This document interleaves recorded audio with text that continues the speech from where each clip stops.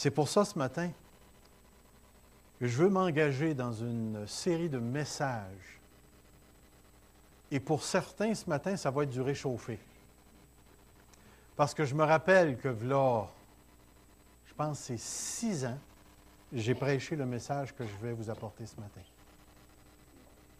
Alors, si ça fait plus de 6 ans que vous êtes ici, vous allez réentendre ce que vous avez entendu.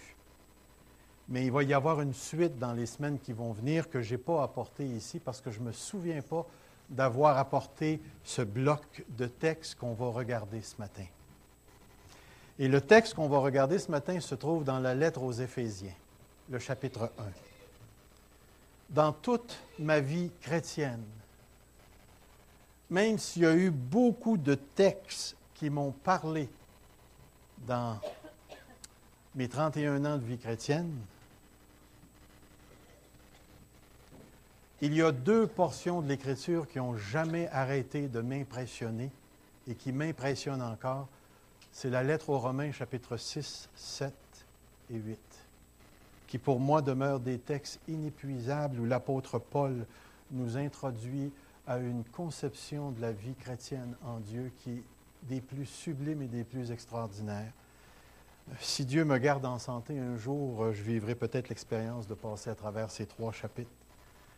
L'autre texte qui m'a bouleversé et qui a pris énormément de mon temps dans ma vie chrétienne, c'est la lettre aux Éphésiens. C'est une lettre extraordinaire, c'est une lettre d'une grande profondeur. Je me souviens dans ma vie chrétienne d'avoir lu la lettre aux Éphésiens à la loupe, c'est-à-dire que je prenais le temps de regarder toutes les virgules qui s'y trouvaient. Et c'est une lettre, une épître qui m'a profondément béni et qui m'a profondément transformé. Et j'espère ce matin examiner la prière de l'apôtre Paul aux Éphésiens. Et c'est une prière tout à fait particulière, c'est une prière bénédiction qui commence au chapitre 1, le verset 3, et qui s'arrête au verset 14. Et c'est la portion du texte que je veux regarder avec vous. On ne regardera pas tout ça ce matin, mais c'est la portion de texte. Saviez-vous qu'en grec, à partir du verset 3 jusqu'à la fin du verset 14, c'est juste une phrase dans le grec? Il n'y a pas de point, il n'y a que des virgules. C'est-à-dire que si tu étais capable de prendre une bonne grosse bouffée d'air, de commencer à lire, il faudrait que tu sois capable de lire pour dire que tu as fini ta phrase jusqu'au verset 14.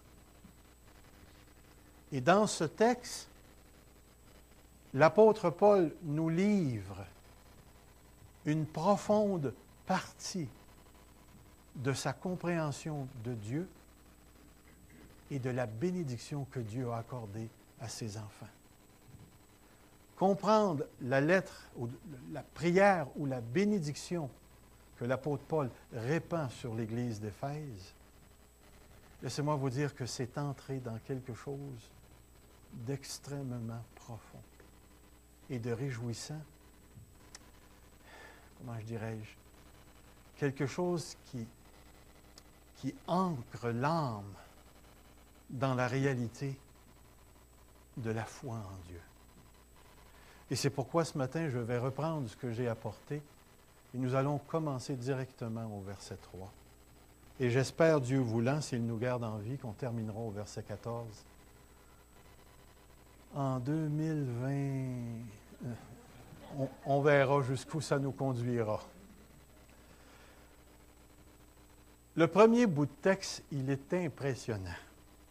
Le texte dit « Béni soit le Dieu et Père de notre Seigneur Jésus-Christ, qui nous a bénis de toute bénédiction spirituelle dans les lieux célestes. » Ça commence avec la bénédiction.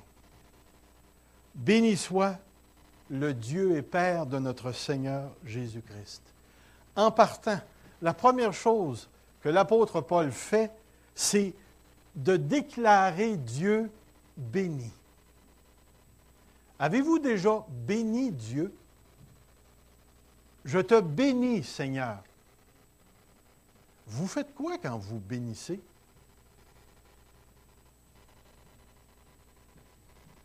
Regardez bien ce que je veux dire. Mettons que je suis au restaurant, puis je vois mon épouse en train de prendre son manteau, puis je dis, « Oh, Evelyne, laisse-moi mettre ton manteau. » Qu'est-ce que ma parole veut dire? Ma parole veut tout simplement dire ceci. Je prends son morceau de tissu qu'on appelle un manteau, elle va se mettre les bras par en arrière, j'y rentre ça dedans, je lève ça, je la brasse un petit peu pour que ça s'ajuste, et puis je lui ai mis son manteau.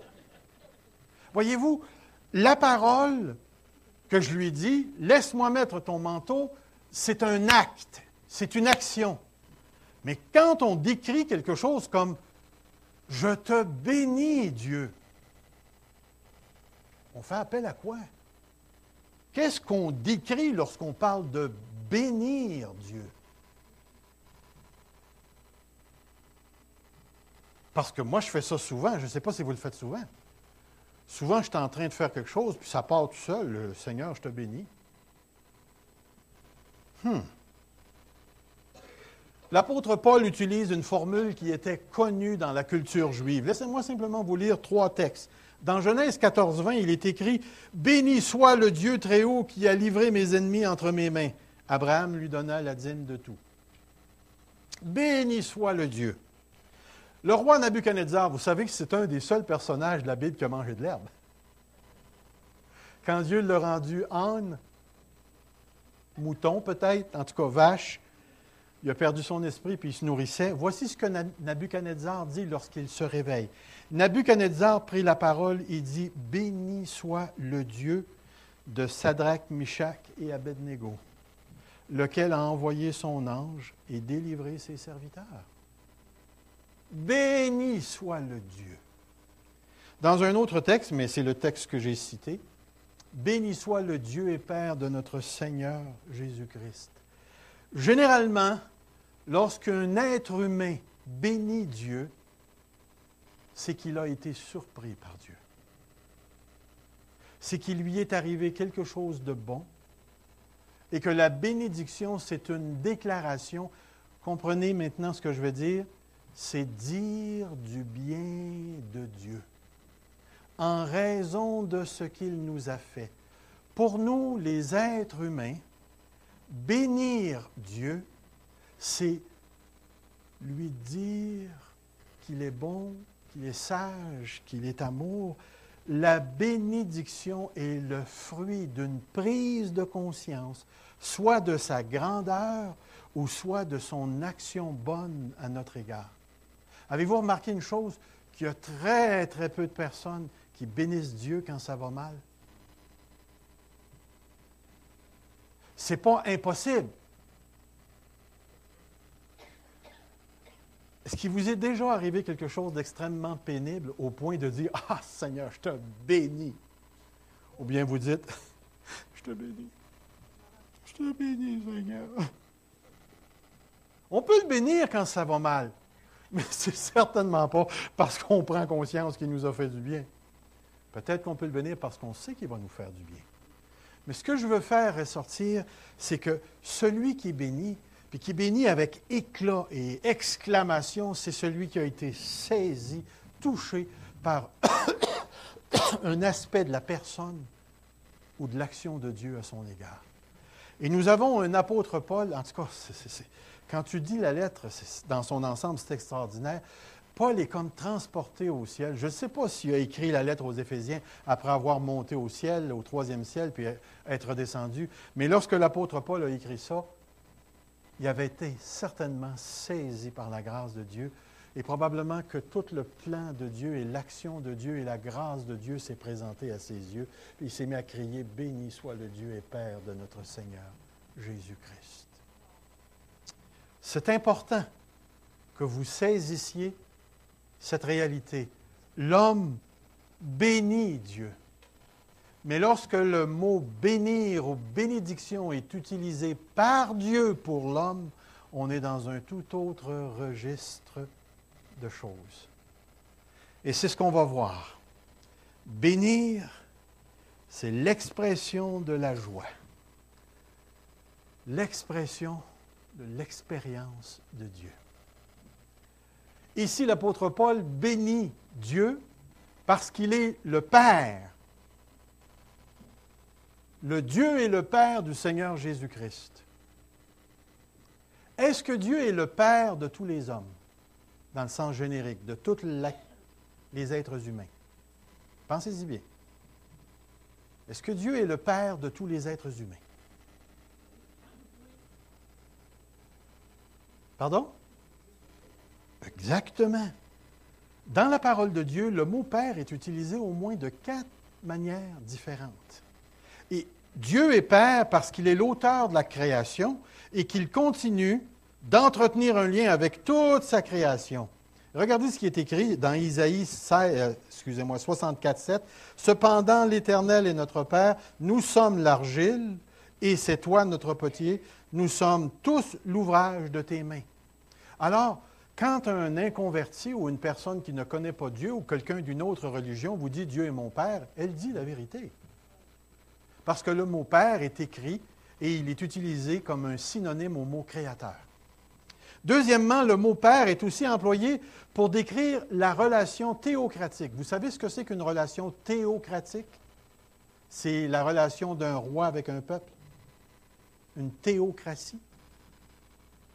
Je ne sais pas si le mot « royocratie » est utilisé, mais la théocratie, Dieu est appelé le Père d'Israël. Et il y a quelques textes que je pourrais vous lire, mais je ne prendrai pas le temps. Troisièmement, le mot « Père » est utilisé pour décrire la relation tout à fait particulière que Dieu entretient avec ceux qui sont sauvés. Ceux qui sont sauvés. Permettez-moi de vous lire un texte ici qui dit « Mais à tous ceux qui l'ont reçu, elle a donné le pouvoir de devenir enfants de Dieu. » Et dans un sens tout à fait particulier et propre à la Nouvelle Alliance et au Nouveau Testament, Dieu est le Père de tous ceux qui sont en Christ, tous ceux qui sont sauvés. Mais il existe une autre utilisation du mot Père qui est tout à fait particulière. C'est la relation que Dieu entretient avec Jésus-Christ. Dans l'Évangile de Jean, la deuxième personne de la Trinité, qui est appelée la Parole, entretient une relation d'essence avec son Père. Comprenez-vous ce que je veux dire par le mot « essence » ? Y a-t-il quelqu'un d'entre nous qui se marierait avec un chien? À regarder certaines personnes, on a l'impression qu'ils le sont mariés, qu'elles le sont mariées avec des chiens. Mais y a-t-il quelqu'un d'entre nous qui voudrait avoir les enfants d'un chien? Bien, on dit tout de suite, c'est contre nature. Un homme marie une femme marie un homme. C'est de nature.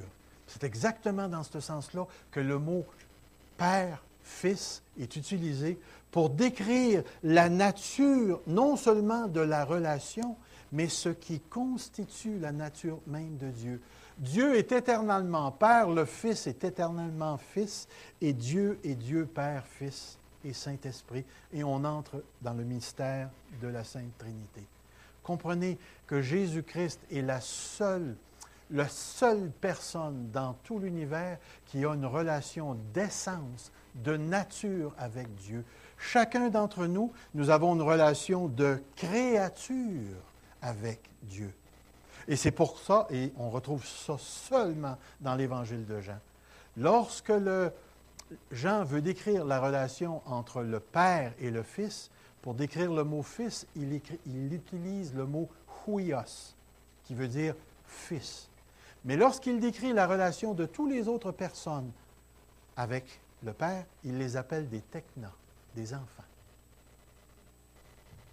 Jésus est le seul huios qui possède cette nature. Lorsque l'apôtre Paul décrit le Dieu et Père de notre Seigneur Jésus-Christ, Il est en train de décrire à la fois la relation essentielle de Dieu et il est en train de décrire la relation rédemptrice. Comprenez, ce n'est pas la première personne de la Trinité qui est morte sur la croix. C'est là. Vous ne retrouverez aucun texte qui vous dit que le Saint-Esprit a été crucifié pour tes péchés. Et vous ne retrouverez aucun texte dans le Nouveau Testament qui vous dit que le Père a été crucifié pour nos péchés. Oui, mais est-ce que le Père n'est pas dans le Fils? Est-ce que l'Esprit n'est pas dans le Fils? Est-ce que le Fils est dans l'Esprit? Voyons, c'est qui ont crucifié? C'est bien clair dans l'Écriture. Le Fils n'est pas le Père n'est pas le Fils. Et l'Esprit n'est pas le Fils ni le Père, et le Père n'est pas l'Esprit, le Fils n'est pas l'Esprit. Trois personnes totalement distinctes qui forment un seul Dieu, avec une seule nature, mais trois personnes. Allez donc comprendre ça, vous autres. J'ai eu beau lire sur le sujet de la Trinité, mais je reste toujours, après le sujet, à finir à manger mon beigne au Tim Hortons en me posant tout un paquet de questions et dire « Seigneur, je ne comprends pas comment ça marche, cette nature divine-là. » Et dans le fond, je suis bien content de ne pas la comprendre. Parce qu'il fallait que je comprenne Dieu dans ce qu'il est. J'aurais toute la responsabilité de la terre à porter. Ça ne m'intéresse pas du tout. Tout ce que je sais. Et pourquoi je prends le temps de construire sur ce fondement-là? Parce que c'est ce Dieu-là qui nous a bénis de toute bénédiction spirituelle. C'est le Dieu, le Père, qui est dans une relation d'essence avec Jésus-Christ et une relation de rédemption avec Jésus-Christ. Et c'est le cœur de cette relation-là qui aujourd'hui fait en sorte que vous êtes assis ici et que je suis ici en train de parler. C'est à cause d'eux que nous connaissons l'Évangile et que nous sommes sauvés et que nous avons la ferme conviction que nous sommes habités par la divinité. L'Esprit rend témoignage à mon esprit que je suis dans une relation particulière avec le Père, le Fils et le Saint-Esprit. Mais vous allez voir comment tout ça fonctionne. Béni soit le Dieu et Père de notre Seigneur Jésus-Christ, qui nous a bénis de toute bénédiction spirituelle. J'aimerais prendre le temps ici d'essayer de faire la différence entre nous qui bénissons Dieu et Dieu qui nous bénit. OK? Il y a quelque chose de très important qui doit se saisir ici. Pour ce, je vais tourner dans l'Ancien Testament et je vais vous lire l'une des histoires bibliques qui contient une vérité tellement profonde qu'il faut prendre le temps de le lire pour la saisir. Vous rappelez-vous de l'histoire de de Jacob et de son frère Isaü? Lorsque le père Isaïe, c'est-tu Isaïe? Non. Oui. Le père Isaac était rendu assez vieux que même les verres correctifs qu'il portait n'étaient plus assez bons. Autrement dit, il était en train de devenir aveugle s'il ne l'était pas. Et comme il sentait ses jours arriver à leur terme, il voulait transférer la bénédiction à sa descendance. Comprenez bien, il y avait eu Abraham. Et qu'est-ce qu'il y a eu après Abraham? Il y a eu Isaac. Et on sait que la bénédiction a passé d'Abraham à Isaac. Gros problème pour Isaac. Il y en a eu 2 enfants. À qui va-t-il la passer? Avez-vous un testament? Avez-vous mis vos enfants sur votre testament? Y en a-t-il un qui va en avoir plus que d'autres? Ça nous paraît quasiment injuste de dire. Mais ici, la Bible nous rapporte une histoire qui est tout à fait intéressante et passionnante, où 2 frères viennent au monde, et puis 40 ans plus tard, ça les rejoint. Et le transfert de la bénédiction va se faire d'une manière houleuse et frauduleuse. Et ce qui est intéressant, vous vous rappelez, Isaü est parti marier des femmes du pays. Ça l'avait choqué sa mère.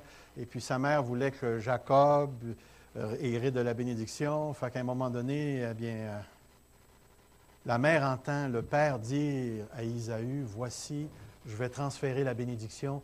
Maintenant, va, tue-moi du gibier, prépare-moi un repas, puis on va te bénir. » Elle, à part, parce qu'on va voir Jacob, qui a la peau un peu chinoise, là, tu sais, il n'y a pas de poils pantoute, là. Et là, il lui dit, tu vas préparer, puis tu vas voir, on va faire un mets, puis tu vas rentrer, puis tu vas être béni. Puis vous savez ce qu'elle a fait? Elle a pris du mouton, elle a mis ça partout pour qu'il y ait l'air poilu et tout. Le père ne voyait pas, il a senti, il a mangé, et il a béni Jacob. Et Jacob est entré. Mais regardez bien. À partir du verset 30, il y a quelque chose qui est dit ici. Il dit ceci. Isaac finissait de bénir Jacob, et Jacob avait à peine quitté son père Isaac, que son frère Ésaü revint de la chasse.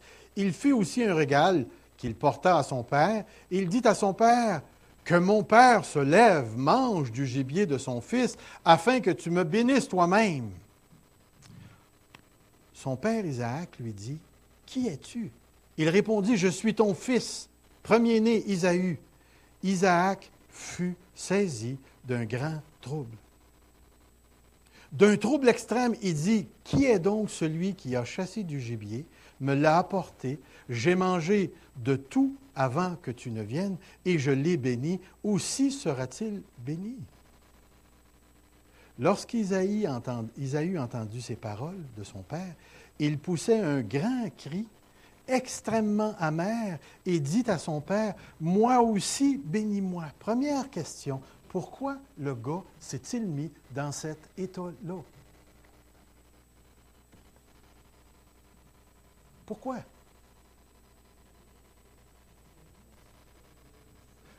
Attendez, je vais vous faire une mise en scène. OK. J'ai deux enfants. Je vais prendre Ben et Julie, mes deux enfants. Là, Julie, je dis, je vais donner 25 cents à Ben, OK? Puis je mets le 25 cents sur le bureau. Puis là, Julie, elle rentre, puis elle essaye d'imiter Ben, là, puis puis là, je dis, OK, prends le 25 cents. Elle prend le 25 cents. Là, Benjamin, il arrive et il dit, pas mon 25 cents. Oups! Bon, ça se fait qu'il n'y a plus de 25 cents. C'est qui est venu chercher 25 cents? Julie! Qu'est-ce que Julie va faire? Julie va s'en revenir. Où il est où le 25 cents? Donne-le à ton frère. Le problème est réglé. Le problème est réglé. Pourquoi est-ce que le père Isaac ne s'est pas tourné et dit, « Hey, Jacob, viens ici! OK, la bénédiction n'est pas à toi, est à lui. » Pourquoi il n'a pas juste fait ça?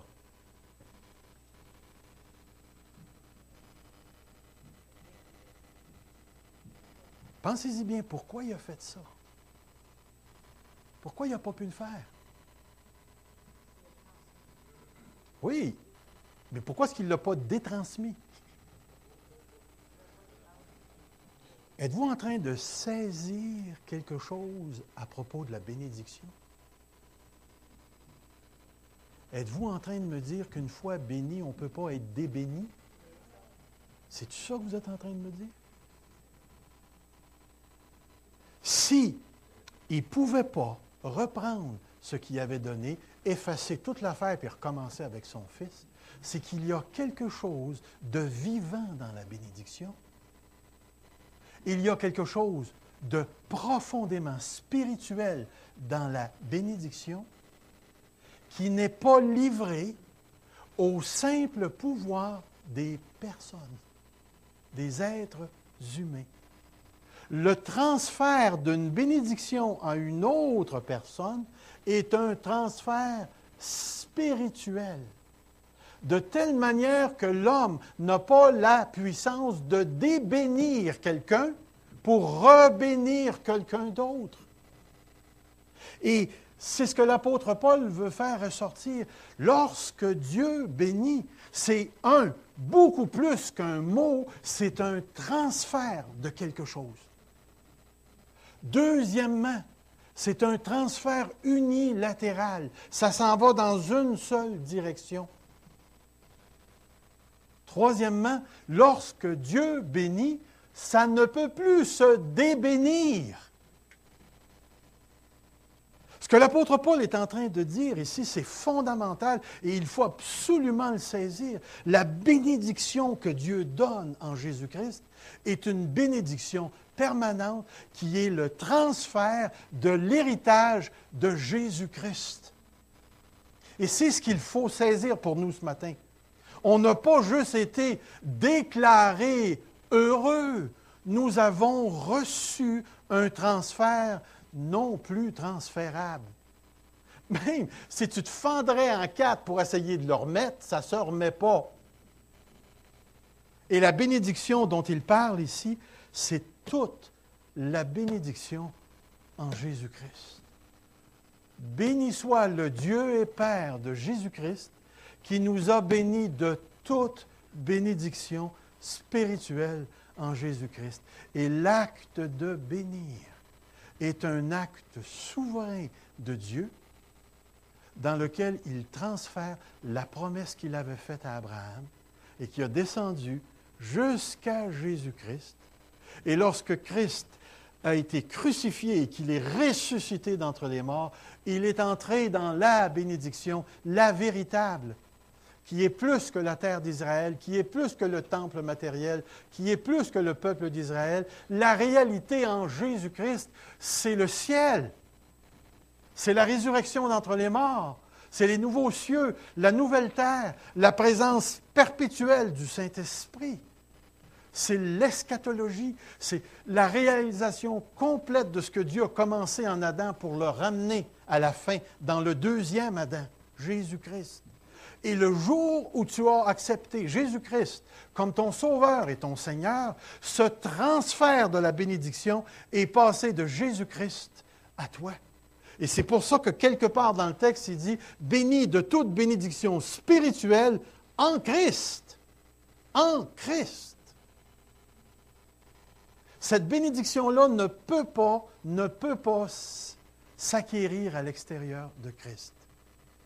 Pour accéder à cette bénédiction, il faut que Dieu nous prenne et nous mette en Christ et nous transfère cette bénédiction. Et c'est tellement important de saisir ce concept de la bénédiction qui est un transfert. À partir de maintenant, je ne m'appelle plus Serge, je m'appelle le béni. Ah, j'aime ça, Saint-Serge. Yes. Le béni. Et tu peux t'appeler le ou la béni. Si Jésus-Christ est dans ta vie, tu ne peux pas être en Christ et ne pas être béni. Et c'est pourquoi, profondément, la vie chrétienne n'est jamais une vie chrétienne qui part de rien. On part toujours d'un quelque chose que nous avons reçu en Christ et qui n'est pas le fruit de l'action humaine. Dieu nous a bénis de toute bénédiction.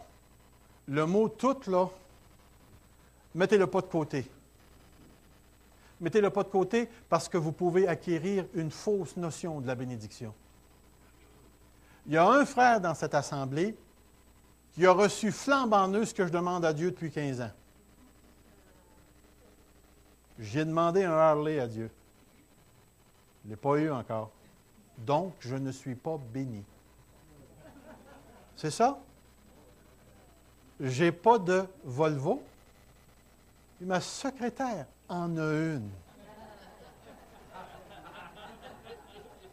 Donc, je ne suis pas béni.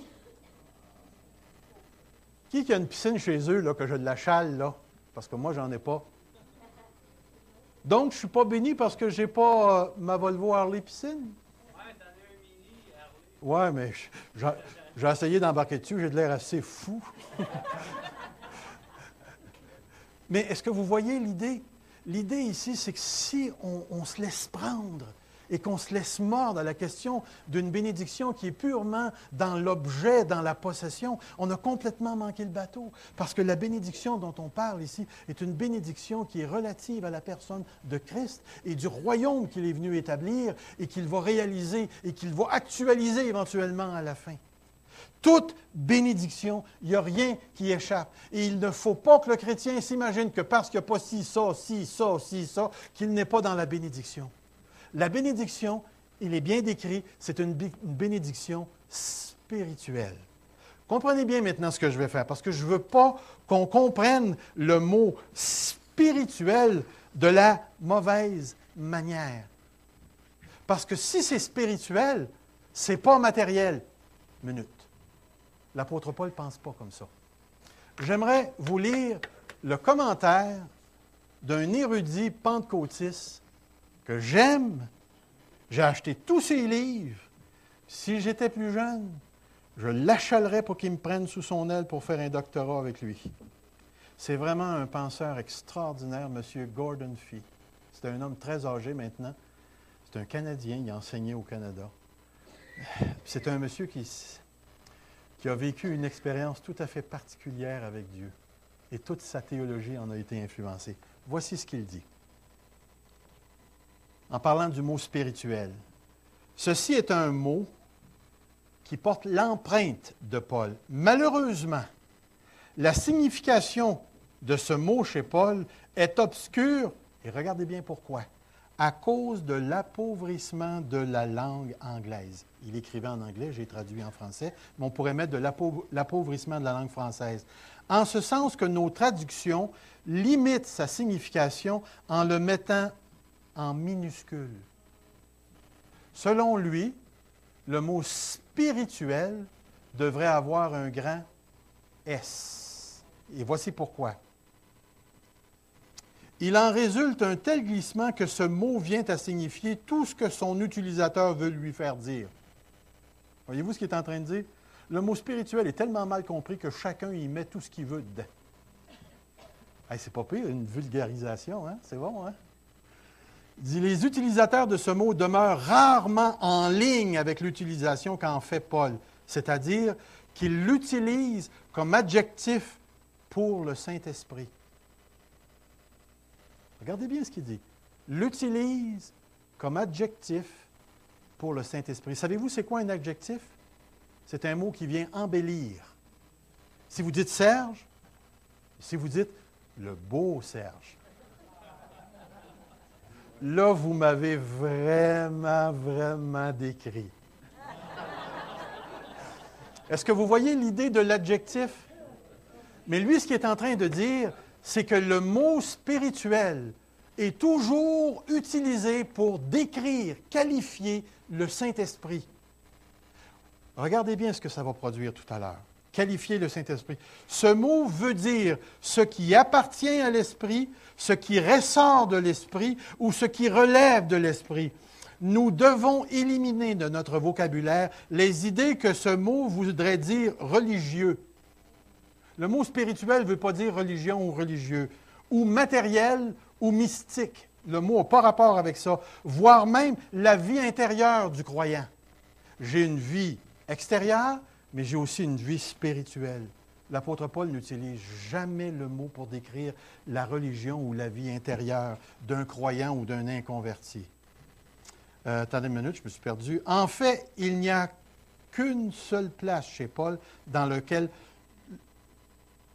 il n'y a aucune place chez Paul dans laquelle le mot réfère à l'esprit humain. Savez-vous ce qu'il est en train de dire? 3 choses. Le mot spirituel ne réfère jamais à ce que je suis, mais à ce que j'appartiens. Comprenez bien, je ne suis pas un être spirituel. Je suis un être dans le spirituel. Autrement dit, si je le traduis comme le Paul pense, je suis dans l'esprit. Ou je suis un être qui appartient à la sphère du Saint-Esprit, je suis un être en relation avec le Saint-Esprit. Une deuxième chose, ce mot n'est pas un contraste en ce qui est physique et invisible. Savez-vous ce qu'il est en train de dire? Il est en train de dire que le monde spirituel englobe la matérialité. C'est intéressant, hein? Que même mon corps est dans l'esprit. C'est dans l'esprit. Savez-vous comment c'est important? C'est parce qu'il y a des gens qui pensent que le corps est à l'extérieur de l'esprit, puis l'intériorité est dans l'esprit. Ça n'existe pas un monstre comme ça dans la Bible. Un chrétien qui est... Pouvez-vous vous imaginer comment il faudrait marcher écartillé? Marcher dans l'esprit, marcher dans le naturel, marcher dans l'esprit. Ça ne se fait pas. Tu es soit dans l'esprit ou tu es soit dans la chair, dans la mort, dans le péché. Mais tu ne peux pas être dans les deux. C'est ce que l'apôtre est en train de dire. Une troisième chose de plus, il ne s'agit pas d'un contraste entre des bénédictions terrestres, visibles et matérielles, et des bénédictions invisibles. La bénédiction englobe toute la création. Toute la création matérielle et invisible. Ce n'est pas un contraste. Donc, lorsque l'apôtre Paul est en train de dire ici, le Dieu et Père qui vous a béni de toute bénédiction dans la sphère de l'esprit, il est en train de dire que le transfert qui nous a été fait, c'est le transfert créationnel qui s'est effectué lorsque Jésus-Christ est ressuscité d'entre les morts. Avez-vous déjà lu des textes dans les lettres de Paul qui disent « Tout est à vous, soit la vie, soit la mort, soit ci, soit ça. Tout est à vous. Tout est à vous. » C'est exactement ce que l'apôtre Paul est en train de dire. Réalisez-vous où l'apôtre Paul est en train de nous conduire? Il est en train de dire, je m'émerveille du fait que Dieu vous a transféré la bénédiction de l'Esprit. La bénédiction qui est en rapport avec l'Esprit. La bénédiction qui est dans la sphère de l'Esprit. Et c'est pour ça qu'il dit, toute bénédiction spirituelle dans les lieux célestes.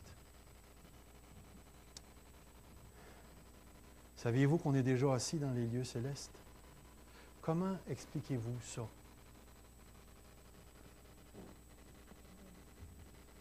Comprenez ce que je suis en train de dire, parce qu'il y a des gens qui ont tellement limité la sphère de l'esprit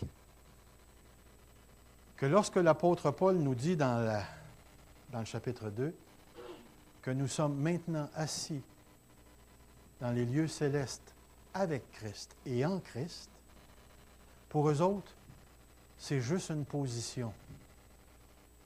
C'est juste une position. Ça n'a pas d'ancrage dans la réalité.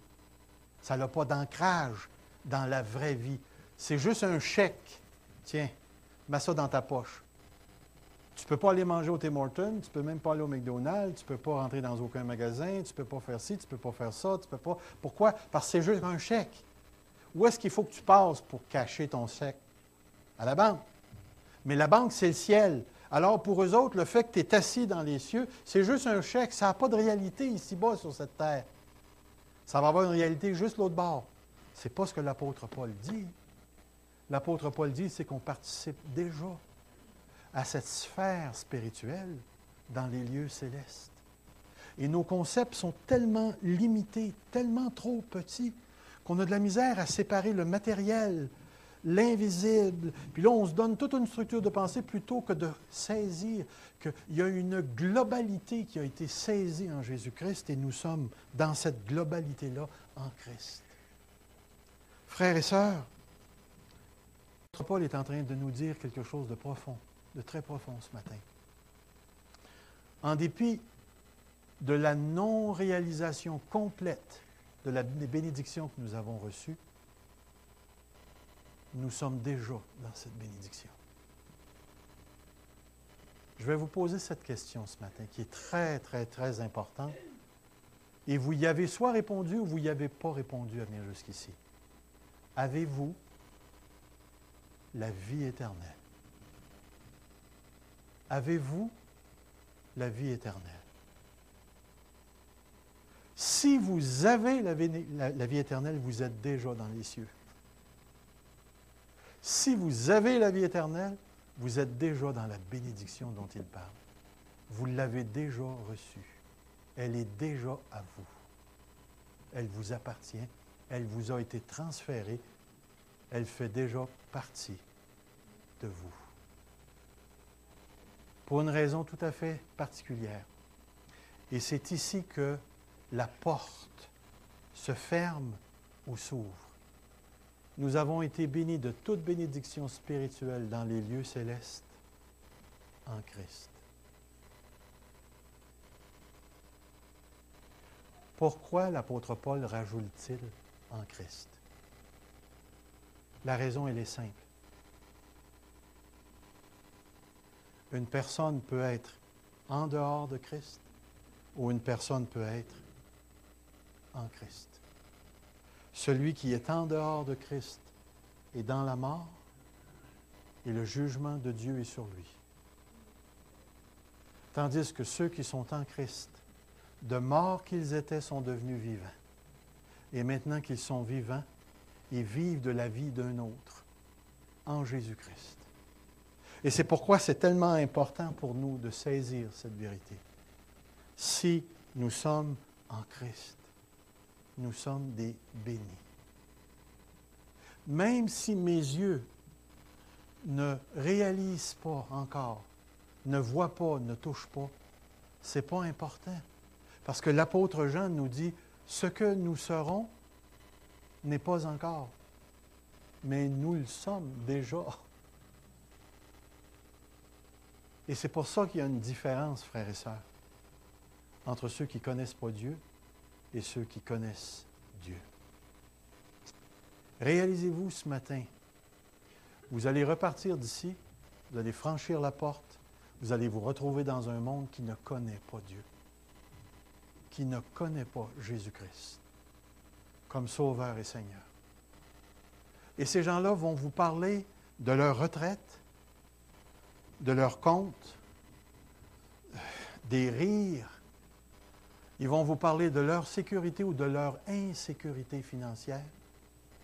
Et vous allez sentir la peur ou vous allez sentir chez eux la fausse sécurité. Parce que c'est tout ce qu'ils ont. Ils n'ont pas autre chose que ce monde actuel avec l'espérance tellement déplorable que ce monde a à offrir. Ça nous a déjà été démontré que le salut ne viendra pas de la politique pour le Canada. Ça nous a déjà été démontré que le salut ne viendra pas par l'économique. Ça nous a déjà été démontré que ça ne viendra pas par l'éducation. L'être humain ne possède pas les moyens de se sauver. Et aujourd'hui, tu te promènes avec ton char tout rouillé, peut-être, et tu es un chanceux. Parce que parmi toute cette affaire-là, tu es le plus riche qui existe dans ce monde. Tu appartiens à la sphère de l'esprit où la bénédiction en Jésus-Christ est devenue une réalité pour toi. Ça n'enlèvera pas la souffrance, parce que tant qu'on est dans ce monde, on a encore à souffrir les vicissitudes de cette vie. Mais je vais vous dire une chose, ça ne se vit plus de la même manière. Parce qu'aujourd'hui, je vis en béni et non en maudit. Et ça fait toute la différence dans ma vie. Des fois, ma santé m'achale. Et je me retrouve assis dans ma grosse chaise berceuse à la maison. Et puis, je ne peux pas m'empêcher que je suis en train de partir. Je me rends compte que je ne pense plus comme un jeune de 19 ans. Que je vois le temps couler, puis je ne le vois pas de la même manière. Savez-vous ce qui est surprenant? Je ne le dirai pas trop fort, là. Mais ça ne me fait pas peur qu'il coule. Ça ne me fait pas peur de vieillir.